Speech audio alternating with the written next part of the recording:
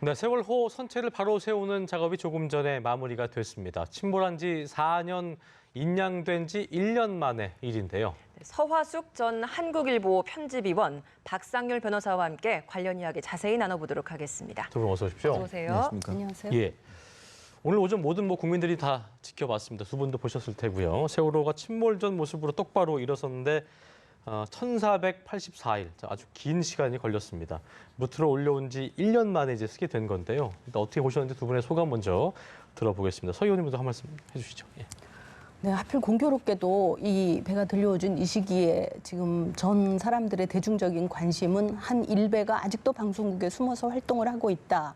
뭐 타 방송사 얘기를 해야 되는지 모르겠지만 MBC에서 어떤 인기 방송 중인 예능 프로그램에 세월호 사건에 빗대서 그 이영자 씨가 어묵을 먹는 장면을 묘사한 게 나왔죠. 물론 뭐 예. MBC가 진상조사를 해가지고 확실히 밝히겠다고는 하고 있지만은 이건 뭐 직원의 실수 이런 것이 아니라 분명히 그 앵커가 언제 활동했던 사람인지를 잘 알기 때문에 분명히 그건 저는 제작 PD가 그 사실을 알고 있었다고 생각을 합니다. 네. 거죠? 예. 그리고 그 쉽게 사장조차도 쉽게 자를 수가 없는 정규직 MBC 직원 중에 일배가 있기 때문에 그런 일이 벌어질 수 있다고 저는 생각을 합니다. 그러니까 세월호의 선체는 들려졌지만 아직도 문제 많은 언론인들이 계속 잠복하고 있고 살아있고 그리고 그 진상 해결을 방해하고 있기 때문에 정말 배가 세워진 것만으로 진상 규명은 이제 정말 될 것인가 이런 정말 감회가 아주 복잡한 감회가 밀려왔습니다. 네. 그 선체조사위원회의 책임감이 아마 막중하게 느껴질 것 같습니다. 왜냐하면 기존에는 이렇게 배가 뉘어져 있지 않았습니까? 이걸 똑바로 직립한 상태에서 지금 선체조사위원회가 해야 할 일이 미수습자에 관한 어떤 시신이라든가 그동안 발견하지 못한 것을 발견할 수 있느냐. 또 하나는 침몰 원인에 대한 정확한 조사가 이루어질 수 있느냐는 겁니다. 예. 이게 누워 있다가 바로 세워져 있다고 그래가지고 이거를 정확하게 알 수 있느냐.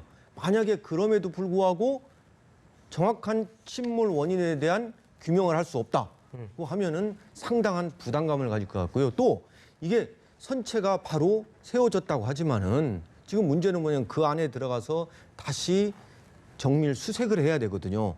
그러다가 잘못하면 이게 무너질 경우가 있거든요. 그렇습니다. 그래서 제일 중요한 게 안전 보강입니다. 지금 그렇죠. 선체 설치 장치를 기존에 제거하고 안전 보강을 한 다음에 들어가서 정밀하게 조사를 해야 되거든요. 그 조사 과정도 유족들이 제가 볼 때는 좀 뭐 CCTV나 영상을 설치해가지고 좀 참관을 하게끔 그래서 유족들이 납득할 수 있게끔 하는 게 제일 중요하다고 저는 생각합니다. 그렇군요. 선체를 바로 세운 의미는 그만큼 선체를 세워야만 무언가를 조사를 할 수 있는 것들이 있기 때문인 것 같은데 이게 앞서 언급해 주신 미수습자 추가 수색이나 뭐 사고 원인 규명 이런 것들이겠습니까? 그렇습니다. 왜냐하면은 이게 수색 과정에서 전혀 엉뚱한 게 나올 수가 있고 또 나온 거를 지난번처럼 뭐 버릴 수도 있거든요. 그래서 유족들이 그에 대해서 불만을 제기할 수가 있습니다. 그래서 저는 수색 과정에 제가 경찰 출신이지만 과학수사 전문가, 이런 사람들이 들어가지고 정밀하게 좀 수색을 하고 그 과정을 유족들이 좀 지켜볼 수 있도록 해줬으면 좋을 것 같습니다. 또 선체조사위원회에 좀 선박 관련 전문가, 또 중립성, 공정성을 담보하기 위해서라면 외국에 선박 어떤 안전 전문가가 좀 참여하는 방안도 필요하다고 생각합니다. 네. 위원님 보시기에는 어떤 게 좀 필요하다고 개인적으로 생각하고 계세요? 네. 전 사실 이런 분야의 조사는 전문가들이 하잖아요. 그렇죠. 가장 중요한 것은 정직하게 모든 것을 밝히겠다는 이 자세만 있으면은 저는 크게 어려울 것은 없다고 생각합니다. 지금 무너져 있었기 때문에 이렇게 넘어져 있었기 때문에 못 봤던 것들을 이제 보게 됐잖아요. 그렇죠. 그런 거에 대해서 저희가 그 어떤 선입견도 갖지 말고 다 조사를 해봐야 된다는 국민들의 한 얘기죠. 점 의혹도 없게 정직하게 좀 하는 게 필요하다고 말씀해 주셨습니다. 예. 자, 보니까 이게 시간이 오래 걸렸는데 이 세우는 거는 굉장히 좀 빨리 됐네요. 그러니까 이거에 대해서 좀 의아해하시는 분들 계신 것 같아요. 우리나라가 이 선박 그 만드는 기술은 세계 제일 아닙니까? 이번에 아마 그 크레인을 갖다가 한 업체도 현대사무중공업으로 그렇죠. 알고 있습니다. 그래서 예. 상당히 우리나라가 지난번에 그 침몰되었을 때 끌어올리는 거에 대해서 인양에 대한 것은 뭐 중국 업체에다가 의뢰했지만은 예. 이 선박을 일으켜 세우는 것은 우리나라 조선 기술, 그러니까 현대사무중공업에서 했습니다. 문제는 뭐냐면은 이 바로 세워진 이 선박에서 과연 지금 제일 문제가 뭐냐면은 세월호 좌연 부분에 외부 충돌 흔적이 있었냐 없었냐는 없었냐. 거거든요. 외부 충돌에 의한 침몰이다. 이건 외부 충돌하고 상관없이 어떤 선박에 그 당시에 고박에 있던 것이 풀려가지고 된 거다. 평형수의 문제다. 이런 얘기가 나왔거든요. 그러면은 과거에는 평형수의 문제라고만 이제 거의 확정적으로 얘기를 그렇죠. 했는데 그렇죠. 이제 외부 충돌 요인이 한 이번에 분이 등장을 한 있는지를 거죠. 이제 그래서 유무를 알 수 있겠네요. 그렇습니다. 그죠? 그러면은 이 감정 요원, 감정하는 사람들이 좀 전문가여야 되고 또 공정해야 되고 그러려면은 저는 이 인력 풀에 좀 국내 전문가뿐만이 아니라 외국에 이런 거를 많이 감정을 해본 사람들을 갖다가 좀 참여시키고 그 결과를 유족들이 납득하지 않으면은 이게 상당히 그 공정성을 그렇죠. 갖기 어렵습니다. 예. 유족들이 좀 지켜볼 수 있도록 하는 그러한 제도적 장치가 필요하다고 생각합니다. 예. 네, 사실 이 세월호 특조위에서 지난 1기 때 박근혜 정부가 진상규명을 방해하는 데 있어서 자신도 한 역할을 했다라고 이야기를 하면서 황전원 세월호 특별조사위원이 뭐 사과를 하는 발언을 하기도 했었는데 그렇습니다. 앞서 두 분께서 계속 이야기를 해주시는 부분이 지금부터라도 조금 더 정직하고 공정하고 그리고 전문적으로 이것을 추가적으로 조사를 해야 된다라는 입장을 보여주신 것 같습니다. 지금부터 세월호 특조위가 해야 하는 뭐 어떤 자세로 임해야 된다라고 좀 보십니까? 사실 지금 우리가 이제 선체가 바로 섰다는 거에 대해서 저희가 정확히까지는 모르겠지만 어쨌든 알 수 있는 것은 사고 원인입니다. 근데 예. 이제 세월호 참사의 두 가지 큰 갈래는 첫째는 사고가 왜 일어났냐고 둘째는 왜 구조하지 않았냐입니다. 저는 이제 시종일관 안 왔다는 얘기를 하고 있는데 이거에 대해서 과도하다 못한 것이다 뭐 이렇게 얘기하는 분들도 있는데 사실은 그 과정들이 다 의심스럽습니다. 굉장히 오랫동안 뭐 박근혜 그 씨가 뭐 자기 그 행적을 밝히지 않은 것도 굉장히 은폐를 하고 있었지만 그거 정도가 아니라 우리가 보통은 그런 큰 사고 뭐 화재든 뭐든 이런 대형 재난이 일어나면 말이죠. 대통령의 지시가 없어도 현장에 그 공식대로 일을 합니다. 흔히 우리가 말하는 FM대로 사고 처리를 하는데 이 사람들은 자꾸 대통령의 지시가 나올 때까지 지시가 없었다는 이유로 그 구조를 제대로 하지 못한 것에 대해서 자꾸 변명을 했는데 그게 변명이 될 수가 없습니다. 이건 아주 조직적으로 구조를 굉장히 기이하게 한.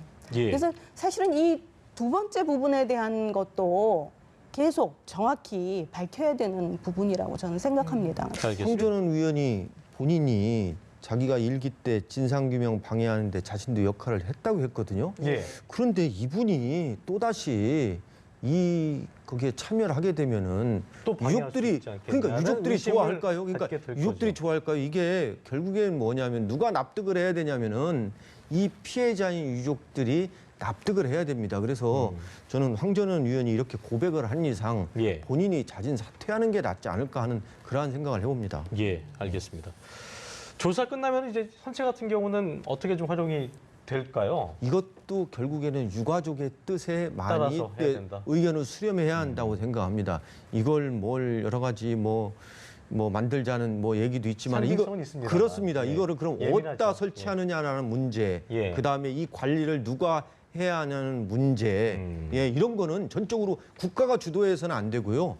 항상 유족들의 뜻을 수렴해가지고 그 유족들의 의사를 존중해가지고 해야 한다고 생각합니다. 알겠습니다. 네, 이번엔 주제를 좀 바꿔보도록 하겠습니다. 예. 한진그룹 관련된 이야기를 좀 해보겠는데 국세청의 조양호 회장에 대해서 검찰에 고발을 했고 또 경찰은 갑질 논란과 관련해서 이명희 이루재단 이사장을 출국 금지시켰습니다. 각각 좀 어떤 혐의를 받고 있는 겁니까? 조양호 회장 같은 경우에는 2002년도에 그 아버지인 조중훈 한진그룹 그 창업주가 돌아가셨습니다. 예. 예. 그 후에 이게 해외 조중훈 회장이 어떤 해외에 은닉한 재산을 상속을 받은 모양이에요. 그런데 그에 대해서 네 남매가 아마 상속세를 안 낸 것 같습니다. 그게 이제 2016년도에 밝혀졌는데 이거에 관해서 이제 국세청은 고의로 상속세를 안 낸 거다. 이렇게 해가지고 검찰에 수사를 의뢰한 거고 고발한 상속세 거고. 탈루 의혹으로. 그렇습니다. 예. 형사유기한 거고.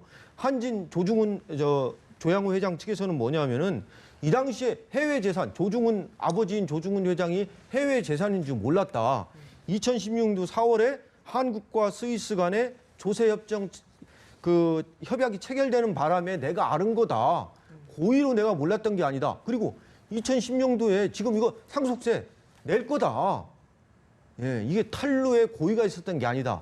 그래서 이 근데 부분에 이제 관해서 내는 거를 16년 동안 안 냈다는 게 좀 이제 송연찮은 부분이 될 수 있겠고요. 그러니까 이제 이게 그런 것 같습니다. 이게 이제 해외에 조중훈 회장이 그 숨겨둔 재산을 자식들이 사남매가 알았느냐 몰랐느냐 그 시점이 어떻게 되느냐 그리고 그때 알으려면은 이 스위스의 뭐 은닉한 재산 같은 경우에는 이게 한국과 스위스 간의 조세 협정 체결을 해야만이 정확한 세금을 내야 할 금액을 알 수 있거든요. 그렇죠. 그래서 이 지금 조양호 회장 측에서는 2016년 4월 달에 이걸 안 거다. 협정 체결로 안 거다. 예. 그래서 고의로 안 낸 게 아니다라는 주장이고 국세청은 고의가 있다. 그래서 이거는 한번 좀 다퉈봐야 할 것 같습니다.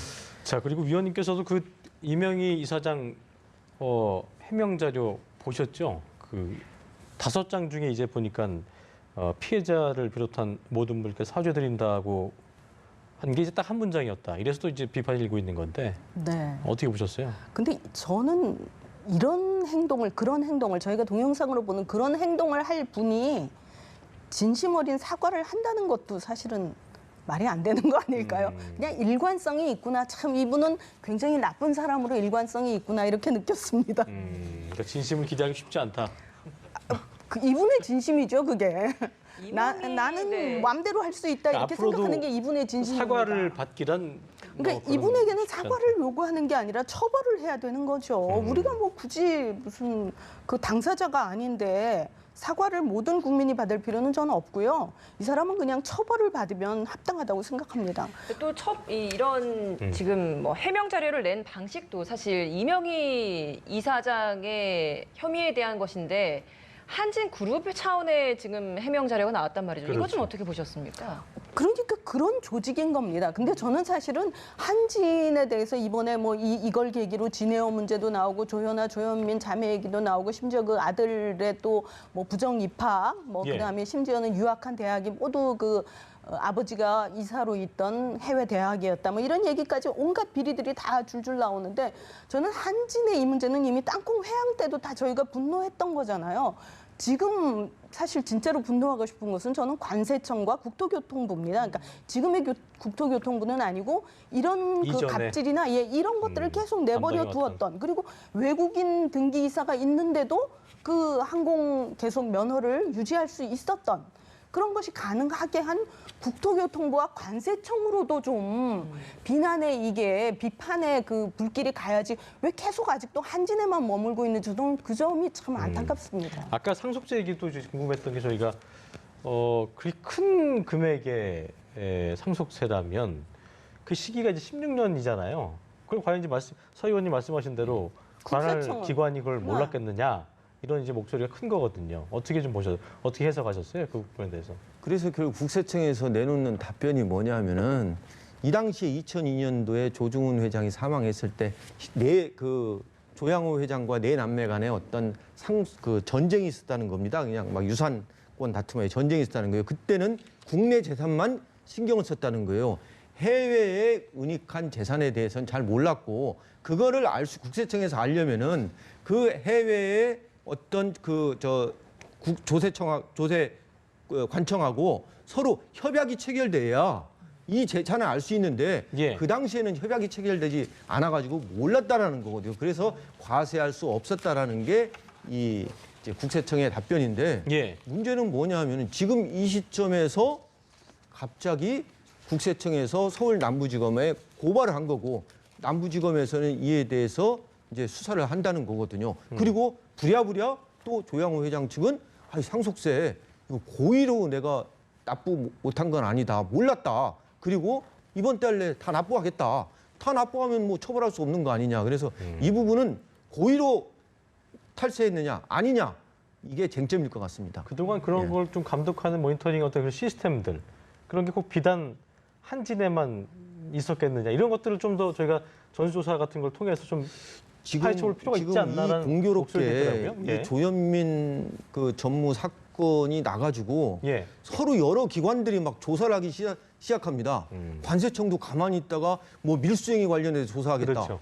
예. 그리고 국세청도 또 조사하겠다. 국토부도 갑자기 가만히 있다가 조현민 씨가 진에어의 등기이사 외국인인지 아닌지 몰랐을까요? 만약에 몰랐다면은 그거 면허내줄 때 국토부에서 어떻게 한 겁니까?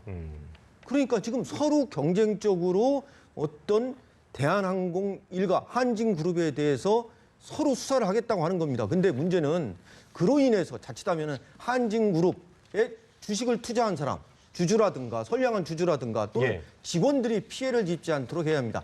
일가들은 나쁘다 하더라도 그렇죠. 거기에 종사하는 사람들 그리고 그 그룹에 투자한 선량한 주주들은 보호해야 한다고 아니 생각합니다. 그런 문제까지 그 문제를 밝히고 처벌하는 것이 정부가 할 일이지 그 투자자들 보호까지는 좀 과도한 아니, 요구 같은 생각이 그 저는 개인은 듭니다. 미워해도요. 네. 그 그룹에 종사하고 있는 사람들 아니 그런 것은 물론 그건 좀 그렇지만요. 구분을 해야 한다는 겁니다. 그 얘기가 예. 자칫 잘못하면은 예. 대마불사만을 믿고 마음껏 그 불법과 전횡을 휘두르는 대기업들이 계속 그렇게 하도록 내버려둘 수 있거든요. 그리고 뭐 지금 국가에서 갑자기 하는 게 아니라 문제가 불거졌기 때문에 다행스럽게도 이렇게 할 수 있는 거죠. 근데 좀 더 내부자 고발도 확실히 하고 자기네 관세청, 국세청, 그다음에 국토교통부 자체 내 그 직원들에 대한 처벌도 엄격하게 다 이루어져야 된다는 거죠. 예, 재벌가들에 대한 처벌뿐 아니라 관련 기관들에 대한 철저한 수사도 좀 필요할 것이다라는 이야기로 좀 네, 마무리 네. 지어보도록 하겠습니다. 오늘 알겠습니다. 두 분 말씀 여기까지 듣겠습니다. 예, 고맙습니다. 감사합니다.